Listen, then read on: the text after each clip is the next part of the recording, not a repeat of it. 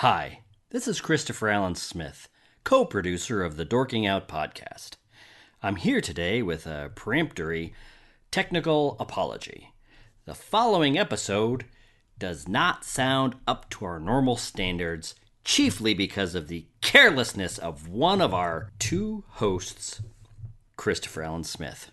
He was not careful in the setting up of his equipment during the recording of the show, so I, producer Christopher Allen Smith, would like to come to you with an apology for the sound level that you're about to hear. I will be sure to seriously and strenuously correct the co-host of the Dorking Out podcast, Christopher Allen Smith, before next week's episode, so that I, co-producer of the Dorking Out show, Christopher Allen Smith, will not have to come to you again with an apology for the sound quality of this show. Thank you for listening. Now, on with the show. This episode of Dorking Out is brought to you by the Great Northern Hotel, serving Eastern Washington and the Twin Peaks region since 1919. And the letter T, because you can't spell timing without T. Comedy is based on timing. It's based on timing. Houston, flight is go. Mila, let's go. SPM. Safety contact. From Assignment X, Amalgamated Storytelling, and thesoniashow.com, it's Dorking Out with Sonia Mansfield and Christopher Allen Smith. Welcome to episode 39 of Dorking Out, a podcast for people who like to dork out about stories and the stories and culture that we love. That means movies and TV, books and podcasts, and everything and everywhere else where you find stories that interest you. This is the Beauty and the Beast and Bette and Joan edition. I am broadcasting from my childhood bedroom, so things might sound a little different. But and creepy. More on that, not later, because this is the last you're going to hear of it in this podcast. With me today is my co-host, professional writer and author of The Sonia Show, Sonia Mansfield. Hey there. Hello. With me today is my co-host, Emmy Award-winning filmmaker and nerd author, Christopher Allen Smith. In this week's episode, we reviewed Disney's live-action remake of Beauty and the Beast, which made $170 million this weekend at the box office. David Tracy, the biggest Disney fan I know, my handsome better half and co-host of my other podcast, Old Movies, New Beer, will be our guest. Oh, my God. To talk about it. In our second segment, David is going to stick around, and we're going to chat about FX's new anthology series, Feud, Bette and Joan. And we will end our show with what we are dorking out about this week. We're dorking out about timing, apparently. About timing. With what we're dorking out. Timing. It has to do with timing. We've got a lot to talk about. Oh my gosh. It's all staying in. Let's get this podcast started, please.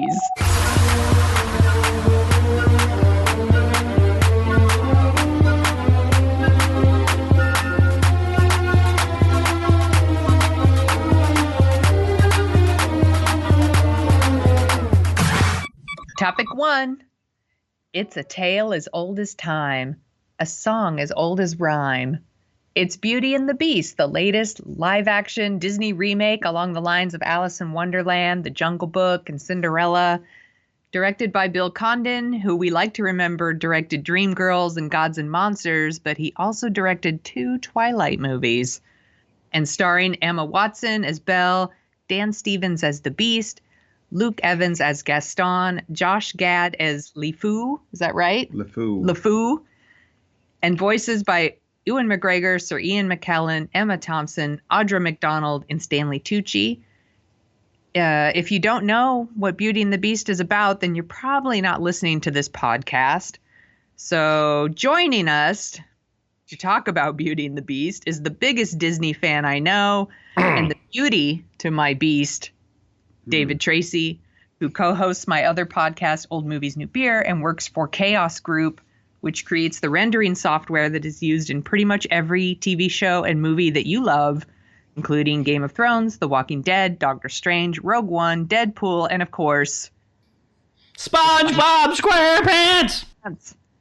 Thank you for joining us, David. The same studio that worked on the Road Warrior movie, too, did SpongeBob. I said that before in a previous one, didn't I? Right? That's right. Fury Road. Yeah, Right, and Laura worked on Game of Thrones. They won an Emmy for Game of Thrones. So the people that worked on SpongeBob also did Battle of the Bastards. No kidding. Battle of the SpongeBobs. That's awesome. Same studio. Hi. Hi. Hey! Hello. Bonjour. Oh, my God. Hello. we How go. is your podcast? I don't know. I don't listen. Nobody does. Hey! That's enough!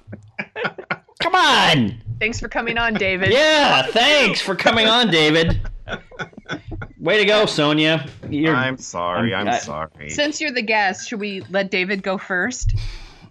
Or maybe guess. after that, maybe we make David go last. Yeah, or maybe we make David something. All right.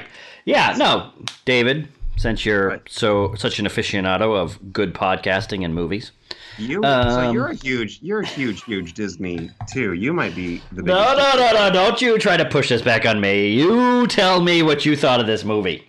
Who you brought your mother to, and she loved this movie. So, David. My mother loved this movie. Your mother, who is a saint, who might be listening to this episode, who loves you so much. David, tell us. Tell your mother what you thought of this movie. Let's see you do that. Okay, my mother loved it. So, and I have to say, so first off, this is a tall order. This is some crazy. You're remaking and revisioning. You know, you're doing something new that. I'm sorry. You're doing a take on a movie that is, the member berries are very strong. With this movie, and people, people grew up with this movie. It's one of the most popular princesses. It's arguably one of the best Disney feature animated films. I would say it's arguably one of the best musicals ever in terms of every song in the original movie is good. I mean, it is a good, if it wasn't, it was a good film. Yeah. Not just from a nostalgic standpoint, but it kind of has stood the test of time as well. And now you're going to do a remake and you're going to do a live action version of it. So it's really hard to separate that one from this one because that one had so much charm. And there are elements of this that I really enjoyed, but at the same time I watched it and thought, I really need to watch the animated one again. And we just watched it 2 nights ago. Yeah. So I enjoyed it, and it was fun to see the characters, and it was fun to see. I thought the casting was really, really good. I thought it was, there are parts of it that were really enjoyable, and then there are other parts. Yeah. Like the added songs, they're fine, but I think they're an excellent time for a bathroom break, personally, the added on songs. It's like you're adding songs to like such a good thing that you can't help but compare. And you just can't help but compare. You have like this amazing computer animation, and the beast looks really good, and the castle looks amazing, and they wanted to, we're going to explain more of the story. Everything that we didn't explain before, we're going to do it now. Yeah. And we're going to do a little twist and a little kind of different take on it in some ways, but I don't think it brought, the other one just had such charm. Yeah. And I enjoyed it, and it was a fun movie, and everything like that, but I'm more motivated to watch the original over the new one, I think. I think you liked it more than I did. Yeah. Yeah. Smith, what did you think? Or should I go? Why don't you go? Why don't you do it? I was very disappointed by this movie. It left me really cold. It's not the fault of the cast at all. I think they're up to the task. I don't want to make it sound like I didn't like the cast. My faults with this movie are completely like story related and visual effects related. No offense to David sitting here, but I feel like if you're didn't do it. I know. If you're going to remake a movie as beloved as Beauty and the Beast, you need to add something more to it. You can't just do a straight forward, like scene for scene remake. And a lot of this movie has that, by the way. And it just makes you wish you were watching the animated movie. But then what they added in here didn't work for me at all. Like, I didn't like the stuff they added at all. I didn't like the new songs. I didn't like the backstory of the Beast, like having a dad who like turned him into the selfish monster, because I feel like it tries to remove the responsibility of the Beast's awful deeds at the beginning of the movie and like place them at like the foot of his like tough upbringing. And then they added like a backstory for Belle's mother that I really feel is just another example of like Disney's fascination with the dead mom theme. And what do you mean dead mom theme? They kill off as many fathers as they do mothers. They do. I'm sorry. The dead parent theme. Right. There's always widower. Yeah, they never have two parents. And the visual effects, like especially for like, you know, for the servants that are turned into candlesticks and clocks and teapots, and I was never able to connect with them. And I feel it's because those characters are just totally lifeless and stiff, and they had like no expression for me. And I feel like it's maybe because in the animated movie, they have like kind of like human eyes, you know, and in this one, they just don't at all have. So you can't connect with them at all. They're not as anthropomorphic. Yeah. Yeah. And so they just seem kind of stiff, and I just couldn't get into it at all. And then the movie feels like one big fan service thing. Like it's like one big fan service moment to me. The movie assumes that you love Beauty and the Beast from the moment you walk in, and doesn't like give you something more to like to love it.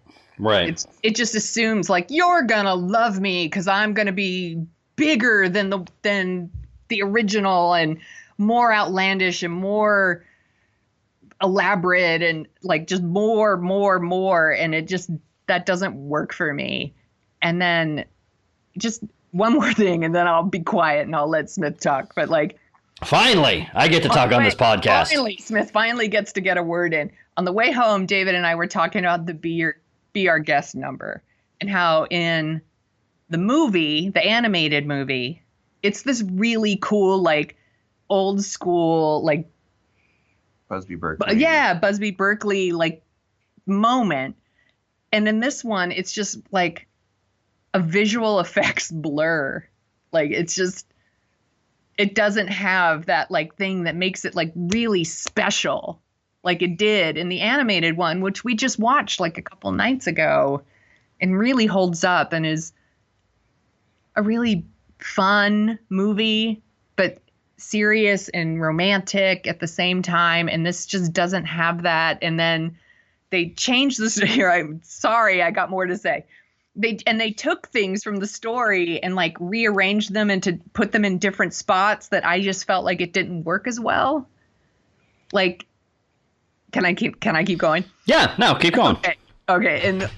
In the original animated movie, the Beast starts to fall in love with Belle, and he says to like Lemire, like, I want to do something really special for her. I've never felt this way before.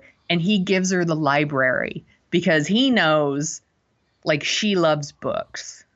And so he gives her this gift, and it's this very sweet moment.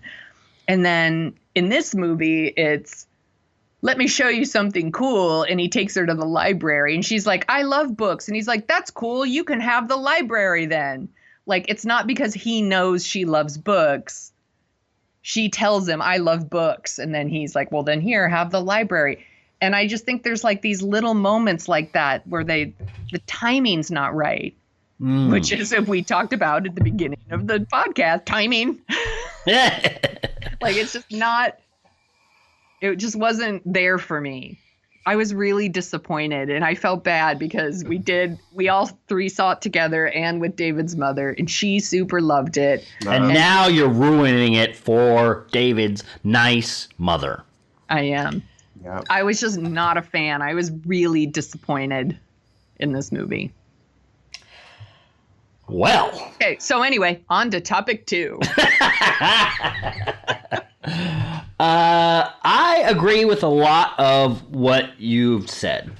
I have been a pretty big defender of remakes and revisits and sequels and whatever in an era where it seems like the cool thing to do in film criticism is to bash all that stuff.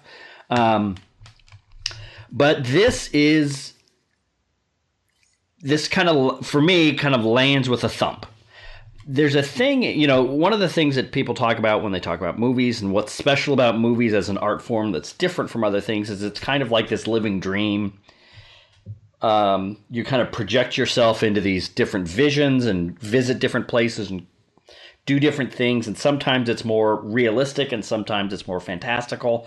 And that's what's so enjoyable about movies. And animated movies, for me, are kind of the most dreamlike, stripped down, area of filmmaking.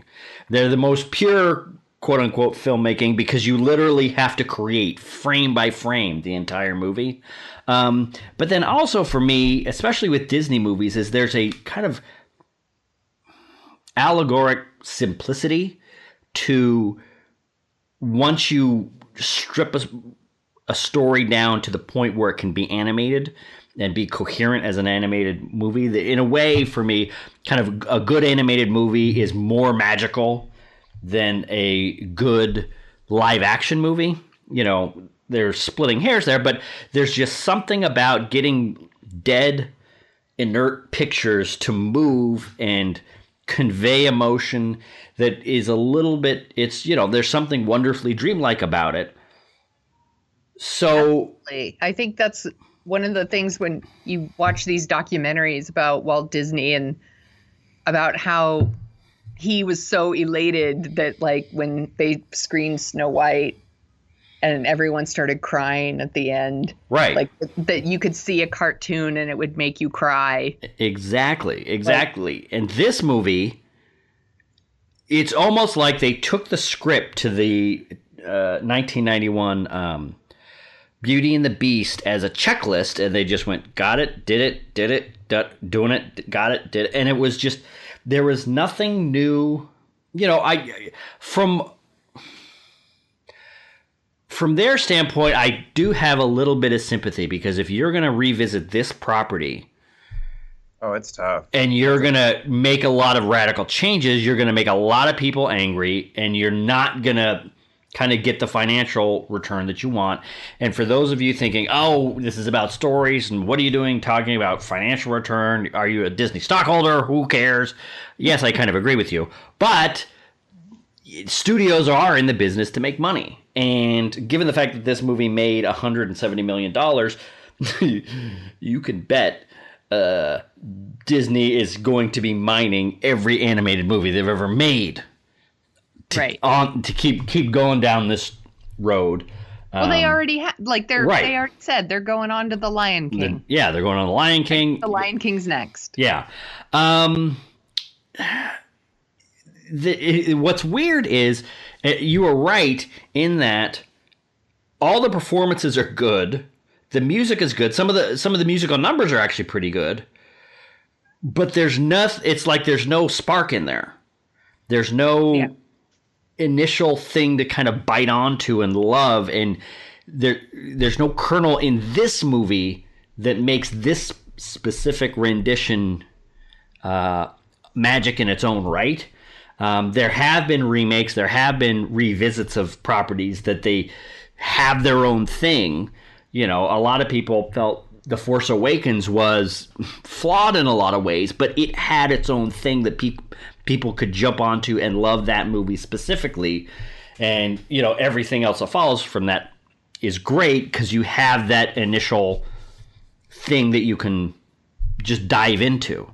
And this movie didn't. And, there was a moment where Belle's father kind of initially goes to the castle, and he's being chased by these wolves, and he's sliding down this thing, and there's a wolf up on top of this cliff, and he's sliding down, and there are wolves underneath, and it's all edited in kind of close-ups and mid-shots, so you don't really get a sense of the choreography of what's going on, what's the danger here, what's the danger there, what's he trying to get away from, what's he trying to get to, and it's just kind of a muddle. And for me, it felt like everything was just a step or two off of where it should have been. Like a lot of the visual, the art direction, everything was gorgeous, but it was just not, the timing was kind of off. Nothing is awful, but nothing is quite where it needs to be. Right. Which, for anybody that's worked on this movie or really loves this movie, that's got to be immensely frustrating to hear, go through all the work to translate this story to film and then have people say close but no cigar. Right. Hey, there are still going to be people that super love this movie. Like they, even when they might super love the animated one. It might be their favorite Disney movie of all time, and they will still really enjoy this movie. And I don't want to sound like I'm crapping all over stuff that people love. I'm just saying, for me, like, yeah, I felt like the movie held me at arm's length the whole time. I felt very cold. Yeah. But I really do feel like it had to do more with story-wise and like visual effects, and I probably like editing and directing. Like, I don't want to lay this at the feet of anyone who's actually in the movie, because I actually thought Emma Watson was pretty good as Belle. Yeah. I love Dan Stevens as the Beast. I love Josh Gad. I thought he was really great. Yeah. And I was kind of surprised by Luke Evans as Gaston. When I saw the previews, like, he didn't look like what I thought Gaston should look like. Like, what did you think of him in the movie when you saw the movie? I thought he was really good, actually. Yeah.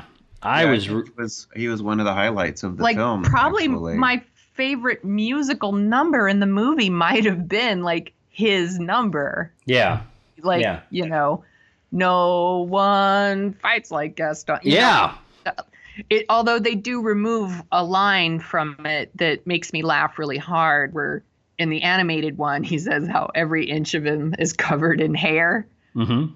And it makes me laugh really hard. And it's not in the live action one, but that's fine. Small change, but I think it's interesting how the VFX left you cold in this movie, and the contrast to it in the 91 film, that was kind of a breakthrough in CG history, because of the ballroom especially when they're scene dancing in the chandelier and the plates and the tabletop and all that, and the be our guest number. Like, that was the biggest first introduction of CG in a traditional animated setting. Yeah. And now it's gone full to VFX, to computer graphics, and it left you cold. Yeah. Yeah, I connect more to the animated one. So Absolutely. There's a couple things that I wanted to talk about, just chat about or get your thoughts about. One is, there's been a lot of chat. Disney said, "Oh, this is our first movie with an out gay character, Josh Gad's LeFou," which I have to say, there was so much ado about nearly nothing.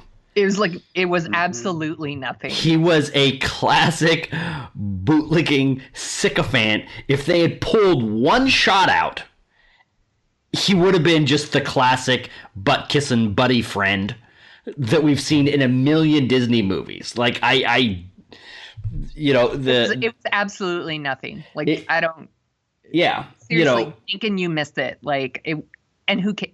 It's nothing. Well, see, that's the thing is who cares? And I think it could just be not my pet peeve exactly, but filmmakers or authors. J.K. Rowling did this when she announced the gayness of Dumbledore, which is, it seems like they want like a pat on the back for, hey, look at how progressive I am, when within the work there's almost nothing there to what they're doing. Right. I think J.K. Rowling's is a little bit more egregious, because there's nothing in the text that even touches on this, but she wants to make an announcement. We talked about this a few weeks ago when we were talking about how some people were upset that there's like a gay character. And then it was also mentioned that this features what might be the first ever interracial kiss in a Disney movie. And I was like, you don't get a pat on the back for this. It is 2017. Like, Well, this should have already have happened. Well, it should have, but one of the things about Disney is that and this is actually the other thing I want to talk to you about. This is the other thing about Disney is a lot of their stories come from the European storytelling tradition. There were more than a few, I don't want to say African Americans, French Africans, or just African Africans in this movie that seemed kind of out of place for, they tell us several times, this is France, this is not some, I tend to think of a lot of Disney movies as kind of, they take place in the land of Disney. They're this magical place. And so they're not, I think there's a lot of ahistoric stuff going on here. Not that I really care. I'm like, it is a musical about a beast. It is. That's true. So maybe you let it slide. Well, no. See, that's the thing is I'm not wanting to call it out, but it's kind of like they have these. We're setting this at a certain time within France, right? But then we have this kind of. I don't want to call it kind of whitewashing. Of history, presenting this image of a society that never really existed.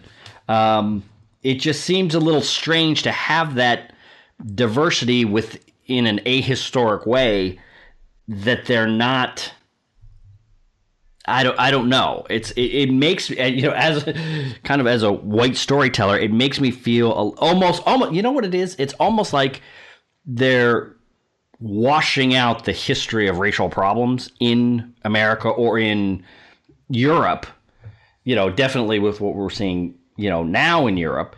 And it just seems like almost like, white filmmakers letting themselves off the hook again. I just think this movie I don't know. Is, a fantasy musical. And even though it's set in, an old, in the past in France, I don't see any reason why it can't be diverse when you're telling a story that, is fantasy. It is funny, though, just because you see there's so much time spent when you're doing a period piece and when it's in a set period to have the costumes be, accurate and have the, the architecture, and you do all this stuff, and then you have some. It's just there's a little jarring aspect to it, but at the same time, it's Disney and it's for kids and it's for families and it's gonna be That's one of the things I wanted to bring up. This movie's PG, right? Who's this movie for? That's a great question. Like, because I don't think it's for kids. It's too scary for kids. Is it? I think it's too scary in some parts, and I think it's too dark. Huh. I wouldn't. You don't think so? David's kind of shaking his head. I don't think so. I don't think it's any darker than some of the PG stuff that I saw as a kid. I mean, it's funny because you saw some adults. I saw an adult woman with like a rose in a jar pendant around her neck, and then I saw, of course, and you saw the little girl with the Belle doll and everything. Well, I just felt like that movie was the movie for her. Was it for that little girl holding the Belle doll? I don't think it was. I think it's for her mom wearing the pin. You know what? I think you might be right. Yeah, I mean, if you're a little kid in '91, it's for you. Yeah. Like because on the way home from the movie, David and I were talking about the movie, and one of the things that I mentioned was a couple weeks ago, a photo from the movie had been released of Belle in her dress, in the yellow dress. And all these women like freaked out on the internet about the dress in the way that they thought it was super ugly. It was so ugly. What? And they were super disappointed because it doesn't look as beautiful and as flowing as the dress in the animated movie. And I was like, there is a culture of women. There is no winning. Where they really fetishize like these princess movies. Like they're the women that want to get married at Disneyland and like they want like that fantasy, and that's fine if that's what you're into. But at the same time, I'm like, they're supposed to be for kids. These movies are supposed to be for kids in theory, but like they were all freaking out about the dress. I think this movie's for that audience. Yeah. And I think that's why it feels so fan servicey to me. Yeah, no, that's like we're gonna take like all the women who grew up watching Beauty and the Beast and super love it, and like think that it's like their romantic fantasy because we should all like meet a man and change him, and then like take it and like put it in a quote unquote more realistic setting, although it isn't realistic. But you know what I mean. I do. That's who I think this movie's for. I think you're right. Kids, and I think little girls with Belle dolls are going to be disappointed. You know what, Sonia? I think you cracked it. I think that's exactly what this is. I think that's who that's for. I am so smart. SMRT. All right. I think little kids will like it too, though. So listen, fans, this is why I don't compliment Sonia. It's because when I do, it just derails the entire show. Goes right to her head. Goes right to her head. I like three little things about the movie I want to point out. Yeah. I like there's a scene where she's in the house with her dad and he's working on the little thingy and it looks like a Vermeer painting. I thought the lighting was really beautiful in that shot. Yeah. I love the Cocteau reference with human hand holding the torch when she goes into the castle. And I like the Gene Kelly singing in the rain little motion with the umbrella when Lumiere is dancing. Yeah. I missed all of those. I like those little bits. Yeah. What was your favorite musical number? In the movie? Yeah. In the movie we saw today, or both. You could say, what's your favorite one in the original and then this one? In this one, probably one of the early ones. Good Day. Yeah, the opening one. Yeah, the opening number. What about you, Smith? I don't know if I really had a favorite one. That's the thing is, it seems like the 1991 version was made up of all of them were kind of my favorite musical number. Right. And this one, it's like none of them really stand out. The one that does stand out, but not necessarily in a positive way, is the Be Our Guest, is because none of the other musical numbers have this phantasmagoric hallucinatory quality that one does. You mentioned Busby Berkeley earlier. There were a couple shots and a couple moments in that Be Our Guest where you could tell they were trying to do that kind of Busby Berkeley thing with plates flying around and all this stuff, and it just seemed out of place. But none of it. That's the thing, is none of this is really bad. It's just not. It's just okay. None of it's really good. So it's kind of in this awful, mediocre place where you can't have fun because it's so awful, but it's also not great. So it's just kind of like, it seems like so much work and so much heart and so much whatever put into something that just kind of bleeds out. So, yeah. Did you have any other things you wanted to say about... Actually, there's one more thing I wanted to bring up that we talked about on the way home, too. And so the answer is yes. Yes, there is. David was saying he thinks this is one of the best musicals of all time. And the 91. What? Yeah, oh. Yeah, the 91. Sorry. The animated one. David's been holding his real opinion in this whole time. He loves this movie more than any other movie. But you had kind of issues with some of the music that you thought you're remaking one of the best musicals of all time. And then you change the lyrics. That's an issue. Because I challenge anyone to put all the numbers of Beauty and the Beast 1991 against pretty much any musical in history, and you've got a pretty decent battle in terms of not just in terms of consistency. And I mean, every song in 91 film is good and every number is good. And then you take this beloved musical and then you change the lyrics and I understand, like, you got to change up the pacing, you got to change up the choreography, you got to maybe try and do something. Otherwise it's just to be like totally literal. But at the same time, you're taking these great songs and then you're removing You're changing. It's like you're editing the music to me. Right. Yeah, that's true. That was one little weird thing that I had. All right. So Smith, Do you agree? what's your score? I agree with you, by the way. Initially, That's why I wanted to bring it up. Initially, it was a 6, but now I think it's like a 4.5 to 5. 5.5. It's like literally right in the middle. Yeah, it's just right in the middle of no man's land. It's in Forgettableville. It's in the kingdom of Forgettableville. Yeah. What about you? I'm gonna recuse myself. No, you're such a baby, Sonia. No, he's gonna do it. Yeah, Go ahead. I'd give it a 6. See, I think it's like a 4. Yeah. Oh, snappy snap. See here. I think we're gonna be way off finally, but we're again within 1 point. Well, originally you said it was like a 6. I did. So okay, maybe 2 points, but yeah. All right. So on to topic 2. Want more dorking out? Well, there's a few simple things you can do. First, go to iTunes and give us your 5-star rating and review. This helps us find new listeners. Next, be a good friend and share like your mommy told you to.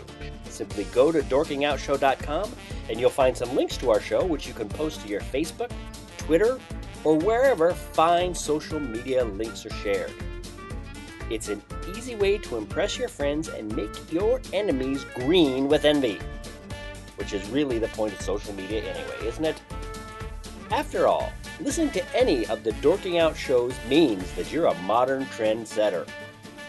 We know, because if audience research has shown anything, it's that the Dorking Out show audience is smarter, more attractive, and less susceptible to baseless flattery than any other audience in the podcasting world. That means that you're the best. It's right here, in the data, which is totally real and not made up in any way. So share our show. You can talk about it with your friends, and we can get new listeners, which means you get more shows. It's the circle of life modified to include podcasting. Point is, please rate us on iTunes and tell your friends. Now, back to the show. So last year about this time, Ryan Murphy unleashed on the world The People vs. O.J. Simpson, American Crime.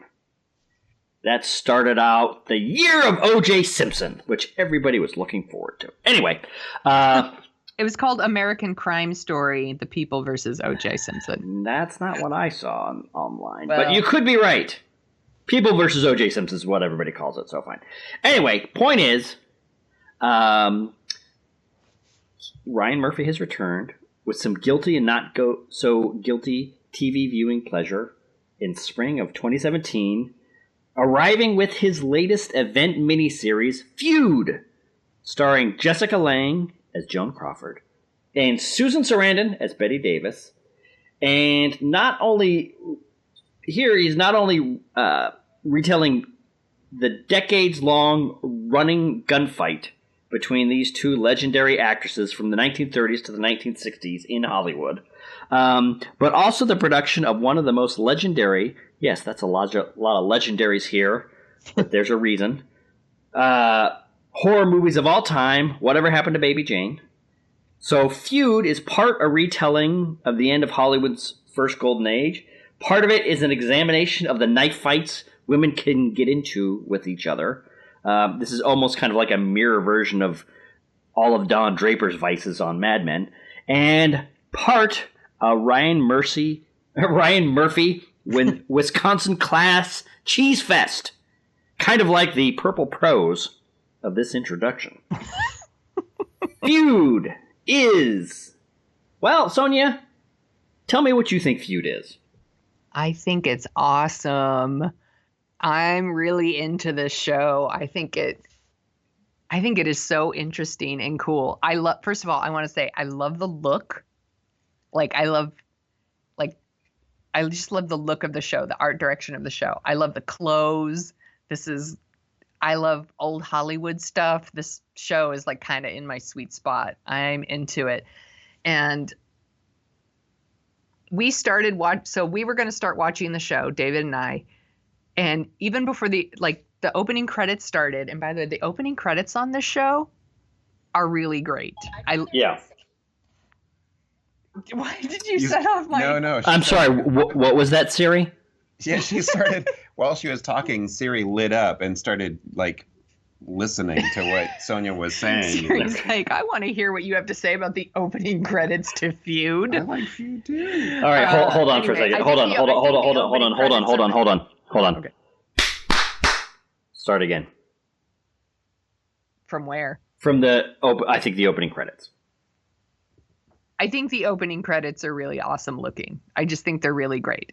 But they are like retelling the story of whatever happened to Baby Jane in the right in the opening credits of the show. So we had to stop the show and then watch Whatever Happened to Baby Jane because I had never seen it before, and then went back and watched the first 2 episodes. And as of this recording, the 3rd episode is airing. So we haven't actually seen tonight's episode. Yeah, we haven't seen tonight's. We've only seen 2 episodes. You've seen 2 as well, right, Smith? That's correct. And I just like it. I think this is a really interesting movie about sex, kind of about sexism in Hollywood, about the way women are with each other, but also about like the role that like the men played in this supposed feud. Right. You know, these are actually 2 women who really should be like the best of friends. And we do get like a little hint of what their friendship could have been like. Right. But, you know, because of, you know, box office, they really want them feuding, and they kind of, you know, manipulate them so easily into turning on each other. And the truth is, it's just not that hard because sometimes women can be very like, she's trying to destroy me. We can be very dramatic. And I think that this is playing into that. Yeah. I really love the show. I think it's super awesome, and I'm all in. I will say though, I listened to the episode of, there's this really great podcast called You Must Remember This, and it's all about old Hollywood. And she did 6 parts of oh my gosh. The making of Whatever Happened to Baby Jane? No, it was on Joan Crawford. Sorry, it was called the 6 parts of Joan Crawford. And they talked about Whatever Happened to Baby Jane. And it could be that this series is really more about kind of the legend of what happened than maybe what really happened. Yeah. So, you know, you can kind of enjoy the show, you know, but take a giant grain of salt with it, because it may not have been quite that extreme, because they were both. What's crazy is, first of all, I think these actresses were in their 50s when they made this movie, not in their 70s, which Sarandon and Jessica Lange are, I think, in their 70s, like late 60s, early 70s. So they're actually, Bette Davis and Joan Crawford were actually younger, but they waived their fees and took, you know, they were going to get their payment on the back end, you know. Mm-hmm. So they actually stood to make a lot of money if the movie did well. So they, from what I understand, they were rather well behaved on the set because they wanted the movie to go well so that they could get paid. So, yeah. But it is a really cool, interesting series. And I guess for the second one, he's going to do Charles and Diana. That's kind of what I've heard. Well, yeah, because he's got the American Crime series, which I think they're doing Katrina next. Then I think they're doing Monica Lewinsky. Yeah. I think. Yeah. Yeah. So it's interesting. You know, I've heard some criticism. I am not too familiar before watching The People versus O.J. Simpson. I was not too familiar with Ryan Murphy's work, and he kind of came in. You know, the reputation that I've gotten kind of secondhand about him, I am really not understanding. You know, because a lot of people are kind of they seem to talk about him like he's some kind of schlockmeister or some kind of super corny, over the top camp guy. Yeah. And that's because you haven't watched those shows. Exactly. Yeah. Same who did Nip Tuck. Yeah. Oh, that's right. Okay. And then he did Glee, which that's right. Yeah. Glee is like an after-school special that just got completely redonkulous, and then. But it's Glee. It's Glee. I mean, what did people expect? Yeah, and then from a movie about singing high school kids. American Crime Story is like completely outlandish and bizarre, and just not my jam at all. But I'm sorry, what? I thought you loved The People versus O.J. Simpson. No, I'm sorry. Did I say that? American Horror Story. Oh, yes. Yeah. I think. Is that what I said? No, you said American Horror Story. Okay. I thought you said that. Sorry. I think we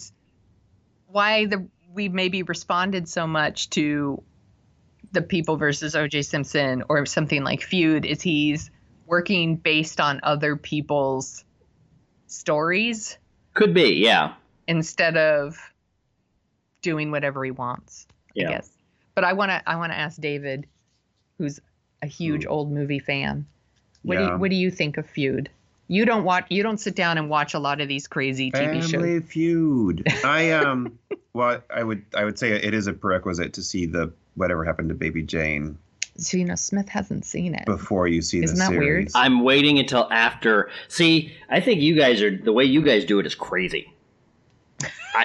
I'm seeing it after. Like, I cannot, talk about setting yourself up for disappointment watching Beauty and the Beast 2 days before you go to see the live action one. Then you're going to watch this movie that just watch them make the movie and then watch the movie. I think that's the most interesting way to do it. I think you have it backwards. I think you have it backwards. But that's fine. Anyway, point is, keep going, David. I love the time period, and I love old Hollywood stuff. I love how they interview these actresses at the Dorothy Chandler Pavilion. It actually looks like they're sitting in a side room at the Dorothy Chandler Pavilion. Like, it all looks very. It looks great. Like, it definitely looks great. I think who's doing Joan Crawford? Jessica Lange. Jessica Lange is killing it. I think she's like really, really doing a good job. I think Susan Sarandon's doing okay, but she's kind of more caricature-ish. But I feel like Jessica Lange is like really, really killing it, acting-wise. She's stealing the show, which is funny because Bette Davis is the one that's supposed to be stealing the show. But I like it. It's not like a huge emotional ride. It's not as it's not a super.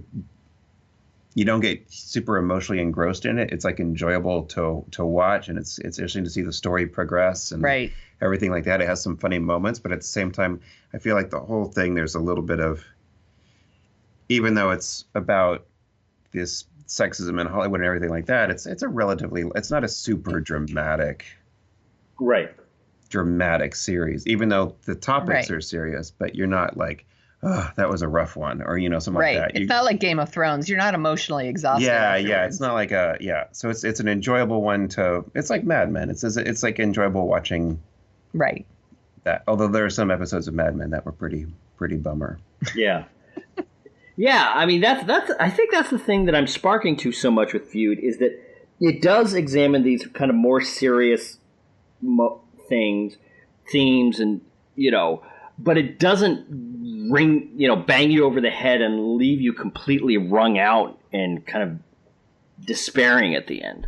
One of the things that I like about it is it, in a weird way, shows how effing difficult it is to work in Hollywood and try to make something in Hollywood. Because, and I have heard, the kind of criticism or the critique that, Joan Crawford and Bette Davis should have been friends and united and this and that. And there's no way in the world these two are going to be chummy best friends, because they're literally going after a lot of the same roles. If Bette Davis wins, Joan Crawford loses, and vice versa. So it would be like Steve Jobs and Bill Gates being friends, in the mid 80s. It was never going to happen. They were going to hate each other's guts because they were literally trying to take dollars from each other, And I really enjoyed watching Jessica Lange as Joan Crawford kind of try to put this movie together. She's seeing that her time in Hollywood is coming to an end, and she hasn't achieved everything that she wanted, and so she's got this kind of weird, narcissistic ego thing going on, but at the same time, she's somebody struggling with the passage of time and trying to do something meaningful while she's got her last little moment in the sun. What's a bummer is if, Ryan Murphy was making TV back then, he totally would have cast Joan Crawford and Bette Davis in a really awesome show like Feud. Exactly. It's so I love the tone. It's able to be serious, but also, and I think this is the thing I like about Ryan Murphy doing this specific thing, is he does acknowledge the fun of buying into a little bit of the cheese. This is not the story of how the Holocaust got rolling. This is not the story of the Pentagon Papers and thousands of dying in a war overseas. This is two Hollywood starlets trying to rip each other's eyes out, and all of the crazy, this has kind of got all the good aspects of a nice, juicy Hollywood scandal or whatever, or legendary story, without, the only pain in it is their disappointment and their heartbreak and their whatever, which in the grand scheme of things, a disappointed actress is not one of the greatest crimes in history. Right. So having to, and it's already created a fantastic meme with with Susan Sarandon as Bette Davis being so nice. What's your name, sweetheart? Sylvia. F off, Sylvia. I love it so much. Oh my God. Yeah, that I haven't laughed at it. That's the new Bye Felicia. That's right. I haven't laughed at a moment like that in a long time. So it's just. Oh, go ahead. I'm sorry. Oh, no, I was just gonna say it's a lot of fun. And this is the thing that I think part of the reason I'm sparking to this so much is because this is able to examine kind of these bigger questions of how women deal with each other and the role men play in the sexism of the era and kind of setting them apart, setting them off on each other. But it's not one of these. It's not like Taboo. And, I'm talking a lot about this lately. It's not like Tom Hardy's Taboo. It's not like The Young Pope. It's not like these really over-the-top, pitch-black, dark, and grim anti-hero shows that I'm getting tired of. It knows how to have fun while telling a serious story. And it's almost like this weird breath of fresh air at a time. No one's being murdered. Exactly. Yeah. It's not about sex crimes. Yeah. It's, nobody's overtly evil. I mean, Jack Warner's, he's a jerk. Yeah. He's not my favorite, but I think this is like the Stanley Tucci dorking out. It really is. Oh yeah, I could do all Stanley Tucci all the time. It's the Tucci channel. One of my regrets about never having made it as a director is I never got the chance to cast Stanley Tucci in anything. He's awesome. Anyway, yeah. So this is. So what else did you think about it, David? You're the guest on the show. You know a lot about this era.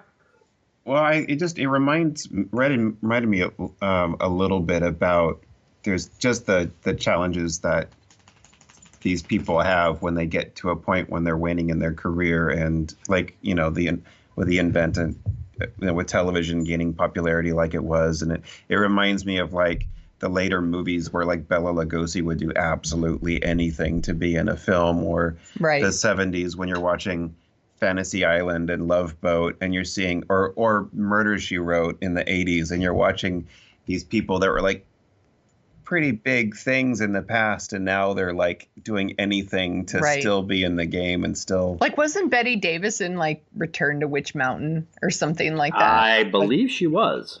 Yeah. So it's like, you kind of just take what you can, and you have to have this weird. It must be this weird, humbling.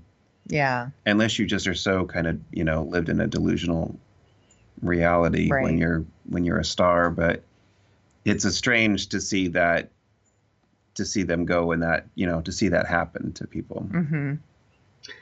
What do you guys think of the treatment of kind of their treatment of the kind of the accuracy of what's going on? Because you kind of touched on it, that this might be a little bit more about the legend of the feud than the actual reality. And I have heard some criticism, especially on the Slate Cultural Gabfest, of the accuracy of the history being depicted here. How does that strike you? I, for one, I almost couldn't care less, because that's not what dramatic storytelling is about. I don't think so either. I don't think we're watching a documentary. We're watching a TV series. Yeah. About it. They need to tell it in an entertaining way. I don't go to Ryan Murphy for accuracy. Right. Exactly. I'm fine with it. It's not like an outlandish. They're not like totally crazy, off the wall like stories where then they suggest like Betty, and then we suggested that Betty Davis murdered someone, or it's not that crazy. It's very gossipy. It's a very gossipy. Yeah. Show. It's highbrow Bravo TV. I don't think there wasn't a huge outcry of the historical inaccuracies in Amadeus. Well, and Salieri was misportrayed. You feel sorry for poor old Salieri. He didn't do that. He didn't murder Mozart. That's right. I mean, where's the outcry? Where's the anger? That's the thing I don't get. Oh, sorry. What were you gonna say? Make Salieri great again. Oh, knock it off! All right, you're done. That's enough. That's the thing that I don't get, especially from a lot of these critics, and maybe it's just that this is a kind of a movie-making subject, so a lot of the movie-lover critics feel like it's within their, domain to tee off on. But dramatic storytelling about an actual historical event is not to tell you what happened. It's to tell you how it felt. Documentaries are to tell you what happened. Right. The point of this kind of presentation of this subject is to kind of tell you the emotional truth or the emotional ride that it would be like to live through something like this. And if you have to kind of compress characters and move some things around or kind of manufacture conversations that might not have actually taken place in reality to kind of get at the meat of what's going on, that's the point. I really like this. It's going to be interesting to see, having not seen Whatever Happened to Baby Jane. It's going to be interesting to see kind of how the rest of this plays out. But Sonia. Yes. Did you have any other thoughts? I just want to mention that the podcast book versus movie, they are doing Feud episode recaps every week. Oh. They're really fun. So if you're like me and you're into Feud and you're looking for like a really fun little recap podcast, they're doing one every week. Even though it's not technically a book, they're just really big fans. So, and one of these days, we might see Dorking out about Star Trek Discovery. Who knows? It could happen. If that will ever happen. You just reminded me of a long dormant Dorking Out project when you discussed an episode by episode podcast. Yes. All right, David. Sir. Do you have anything else to say other than tired 2016 memes of the orange who shall not be named? No, not really. All right. So, now, on to what we are dorking out about this week.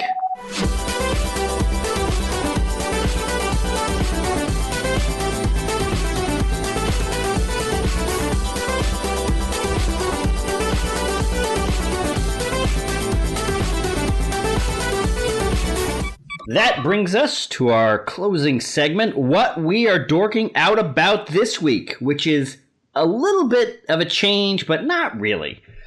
Typically, we have finished the show by talking about our favorite headlines, and a lot of times we're still going to be talking about our favorite headlines in this segment. But sometimes we're going to talk about things that are interesting us, old books or podcasts or whatever, something that we just like or interested in this week and that we're kind of dorking out about. And you know what's really funny about this, Sonia? It ties into the name of the podcast. And it only took us almost a year to realize. Yeah. To realize that we were missing a key element. the entire point of the show was kind of not actually in the show. But who's counting? You're welcome, everybody. We figured it out. That's right. It only took us 40 episodes. 40 episodes. So,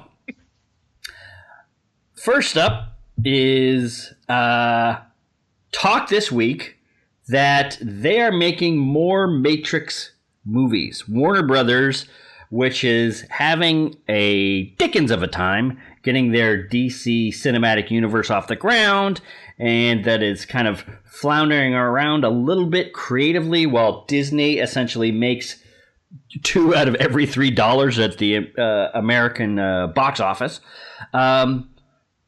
is decided to go back and make more Matrix movies. Now, what came out earlier this week is, let me find his name, Zach Penn, was reportedly talking about doing a reboot of the Matrix series. But then later this, when those reports kind of went around the web, coming initially from the Hollywood Reporter, he shot them down and essentially said, no, we're not rebooting, which is starting over from scratch, pretending like the previous movies don't exist and starting over. He's just supposedly putting together a writer's room to make more movies and possibly TV shows within the Matrix universe. There's been a lot of talk. Because everything needs a universe. It does. Well, see, here's the thing. We're going to get at this.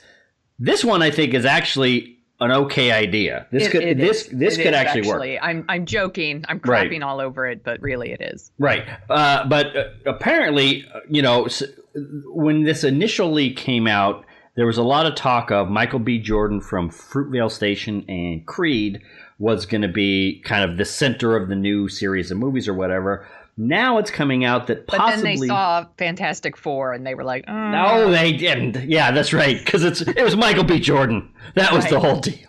Right. The only watchable guy in those movies. I kid. I like Michael B. Jordan. But now it comes out that it looks like one of the movies they might be eyeing to develop is a prequel to the original Matrix, centered on Lawrence Fishburne's Morpheus character, this time played by Michael B. Jordan. Sonia Mansfield, what do you have to say about a potential Matrix-connected universe? I'm actually kind of fine with this. When I originally thought it was a reboot, I was like, that sounds stupid. But I do like I think there is a universe there where they could tell a lot of different stories.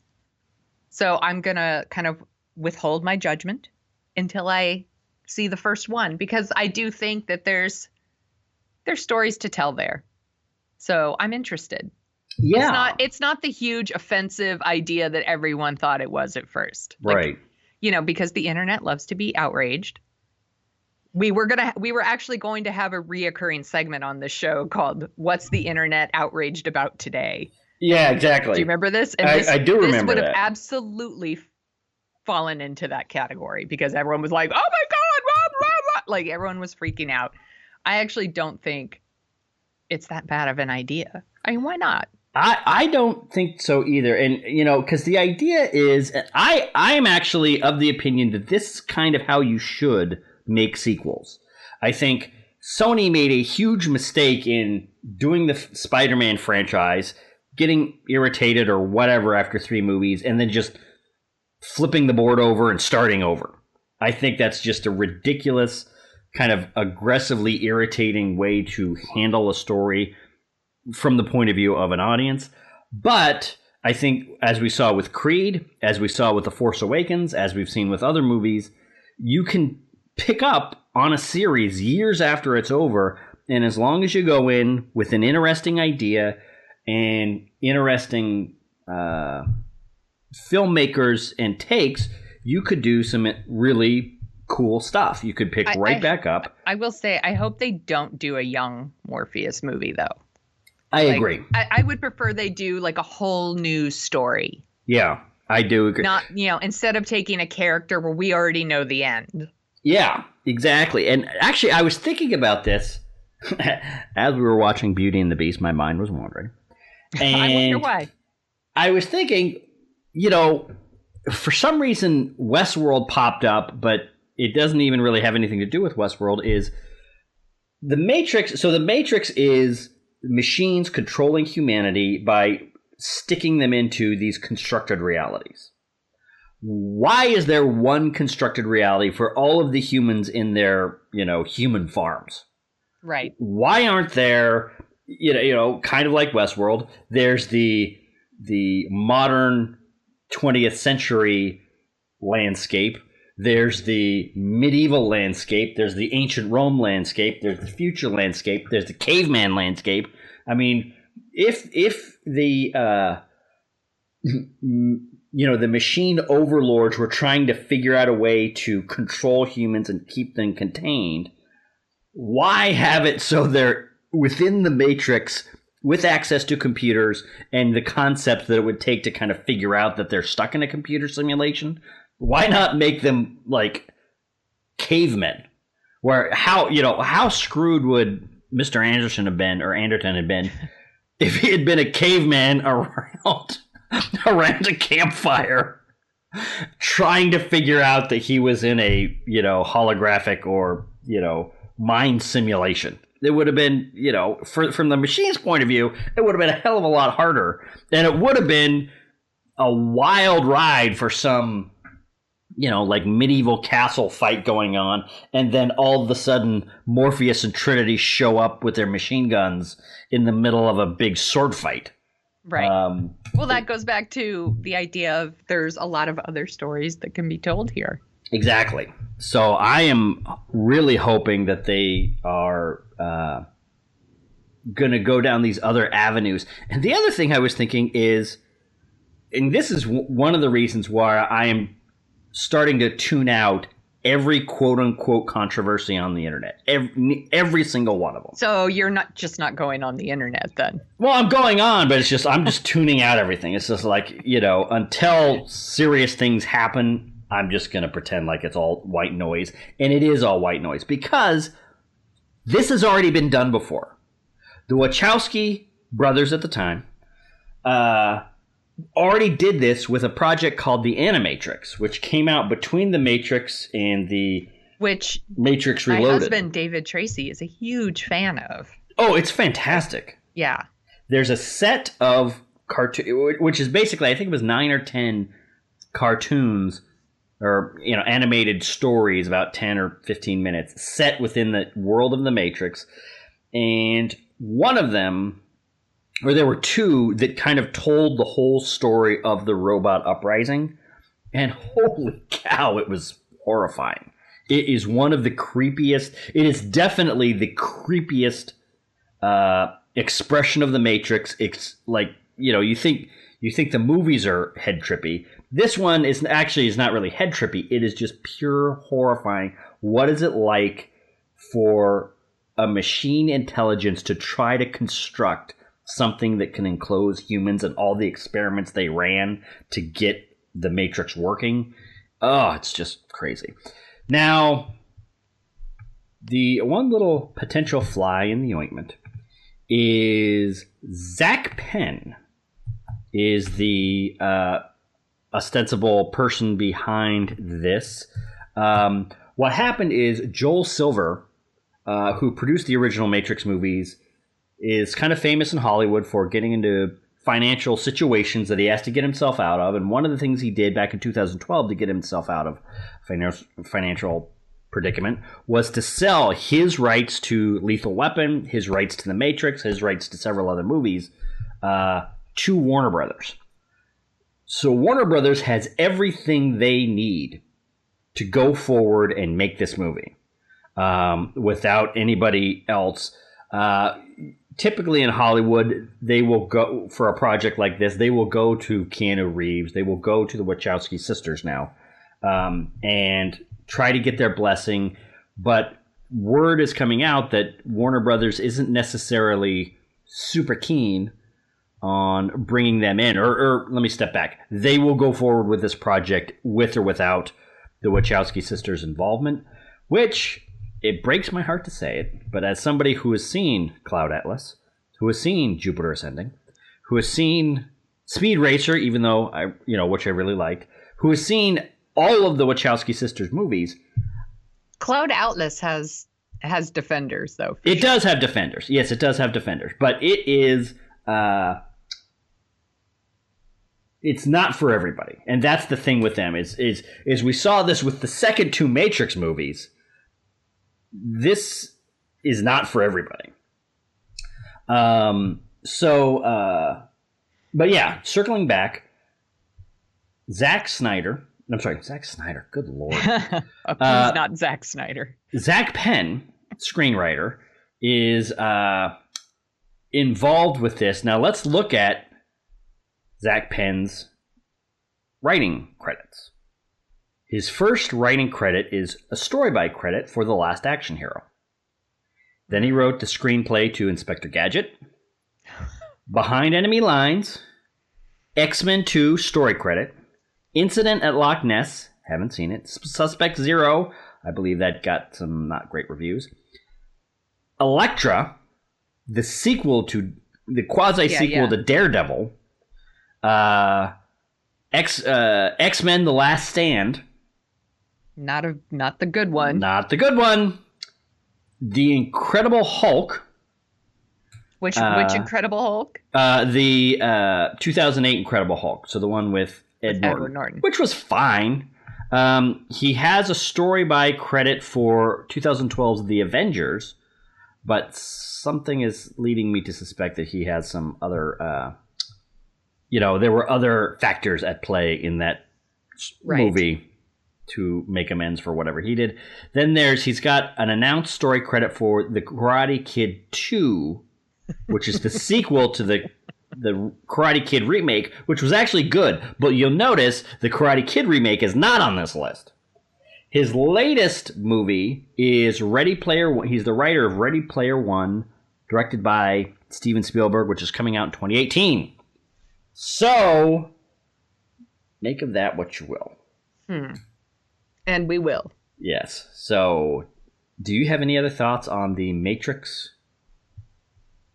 No. Not rebooted. Even they're sitting out there. This has gone around the web a lot. The Matrix rebooted is, in a weird way, the Matrix series is kind of tailor-made to actually be rebooted. It's all computer metaphors all the way down when it comes to the Matrix. So this would be almost natural to start over, but I think it would be very frustrating for a lot of people. Yes. Actually, now that I think about it, I was watching a little bit of The Matrix 2 last night. The Matrix has been rebooted over and over and over and over. There's a scene where Neo's talking to the architect, and you can see all the previous Neos from all the previous reboots. It's already been rebooted. Actually, yeah, that's right. It's been rebooted like 1,000,000 times. All right, anyway. So, Sonia Mansfield. Yes. Oh, what were you going to say? What were you going to add? I was going to say maybe I could share my pick for what I'm dorking out. Yeah, that's where I was going. Okay, so my pick is a podcast. Believe it or not, sometimes we talk about podcasts on our podcast. That's right. And last week I discovered the podcast Pure Cinema. And it's a weekly one hosted by Brian Soar. I'm hoping I'm pronouncing these right, but I'm probably not. From the Rupert Pupkin Speaks film blog, and Elric Kane from the Shockwaves podcast. And they talk about movies and old movies and like cult movies and filmmakers. And I just listened to the episode they did about Hitchcock. And they each picked like 5 Hitchcock movies and then paired it like in a double feature with a movie that is maybe inspired by the movie. No And it was kidding. it was a really interesting idea. And I think it's a really cool podcast. And I think they've only got like 5 episodes right now. Like they just started. And I'm really excited to listen to more. I think it's a really good one. So it's the Pure Cinema Podcast. Cool. Great. That reminds me. Yes. S-Town, the new Oh, yes. podcast from Serial, is dropping March 28th. I believe that's Tuesday. Yes. So this is your warning that on April 3rd or whatever, the April 3rd episode of Dorking Out, we are going to be talking about S-Town. S-Town. Yeah. Which we now know stands for a curse word that I'm not going to say right now. Curse word town that starts with S. So guess which curse word it is. Also, Yeah. and this is a surprise that I'm going to spring on Sonia in the closing moments of this podcast. Oh, my favorite. You're going to love this. I have recently gotten into my head to listen to what may be the greatest novel ever written. Leo Tolstoy's War and Peace. What I would like our fair listeners of Dorking Out to do is talk to Sonia to see if she wants to read War and Peace, and we can talk about it later in the year on this very podcast. Because we talk about how we talk about books and stuff, but really we've only talked about 2 or 3 books in the entire run of the show. So why not start at the top? Greatest novel ever written. And actually, yeah, now I think about it, if we do War and Peace... You are high if you think I am going to read War and Peace. If we do... I think about it like this, Sonia. In any kind of timely fashion, you gave me a book to read like 6 months ago that I still have not read. That's right. All the way through. This is Jet Jurgens' Revenge. You're not going to read Jet Jurgens? Fine, don't read Jet Jurgens. Here's War and Peace, lady. Bang! So it's going to take a lot of convincing from our listeners to get me to read War and Peace. You hear that, listeners? That sounds to me like a challenge that you should accept. Yeah, come at me, bros. So, well, think about it like this, Sonia. If we read War and Peace and talk about it on the podcast, it'll be like we're done with books. We're finished. If we were to read War and Peace in the Bible, we would be finished. It would be like, you're going to love this. It would be a great fictional novel and a great non-fictional.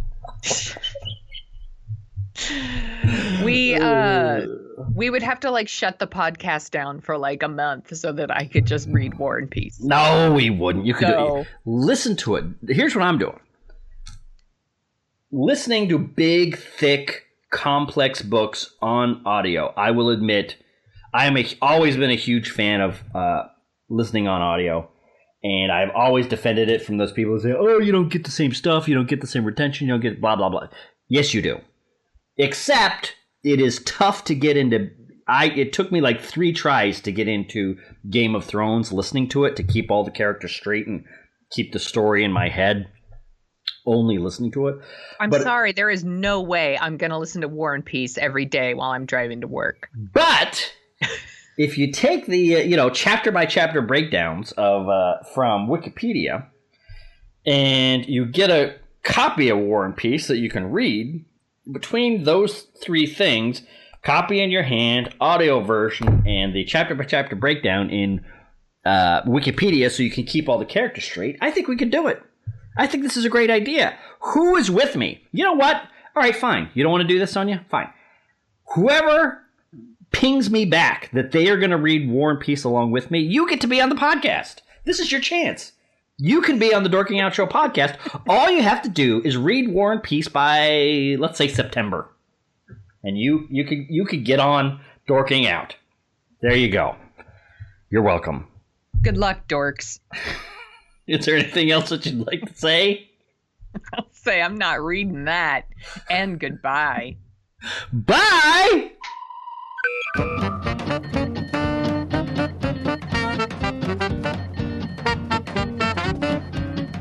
The Dorking Out Show is on Twitter at Dorking Out Show, where you can find Chris at Jet Jurgens and Sonia at The Sonia Show.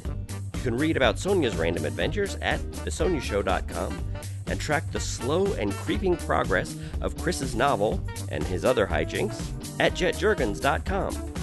You can find out more about the Dorking Out Show at dorkingoutshow.com. While you're over there, you can support us by giving us a review on iTunes. We have a handy-dandy iTunes link to whisk you right back to 2007, where you can leave your review and 5-star rating in iTunes. We'd do it for your podcast. Want to dork out even more? Well, you can sign up for our newsletter, where you'll get all the headlines we use as fuel for the show.